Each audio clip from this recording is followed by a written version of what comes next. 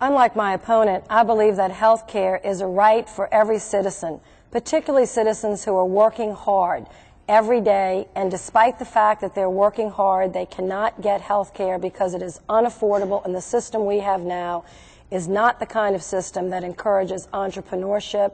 It is not market-based. My proposal, which is with, again, 14 senators, 7 Democrats and 7 Republicans.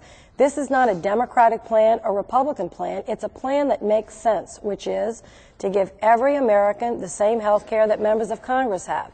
To number 2, allow you to have your insurance and not have to follow your job to get it.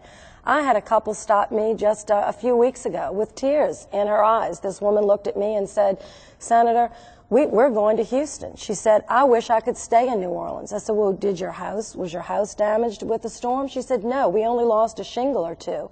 She said, "But our company moved to Houston, so I'm following my health insurance to Houston when I want to be here in Louisiana."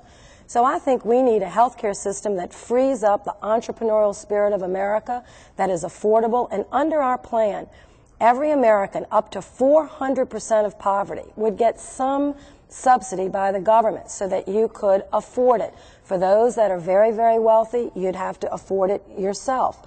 But for everyone else, there would be a subsidy. And the great thing about it is the Congressional Budget Office that has looked at it has basically said we can do this without raising taxes and actually start generating a surplus.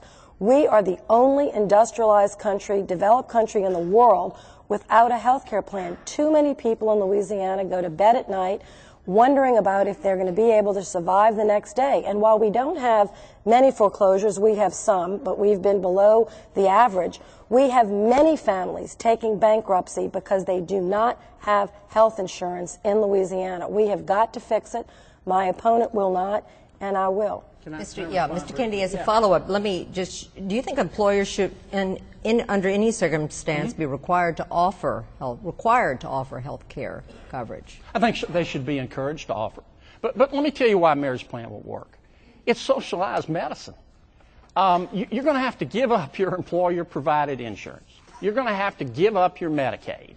You're going to be forced to buy insurance now, whether you want to or not. And you're going to pay for it, whether you want to or not. You know why? You know how? It's going to be added to your income tax. If you owe $5,000 in income tax at the end of the year, you're now going to owe $7,500 or $7,000 or whatever it turns out to be.